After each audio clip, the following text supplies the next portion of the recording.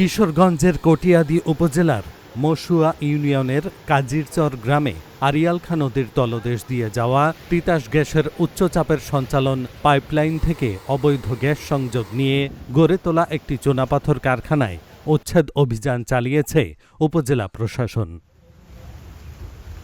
সোমবার সহকারী কমিশনার লাবনী আক্তার তারানার নেতৃত্বে পরিচালিত অভিযানে কারখানার ৩টি চুল্লি ভেঙে ফেলা হয় এবং মজুদ থাকা চুনাপাথর জব্দ করা হয়, তবে কাউকে আটক করা সম্ভব হয়নি। তিতাস গ্যাসের কর্মকর্তারা জানান, অবৈধ সংযোগ নেওয়ার সময় পাইপলাইনে লিকেজ সৃষ্টি হওয়ায় প্রায় ১.৫ মাস ধরে গ্যাস বের হচ্ছে।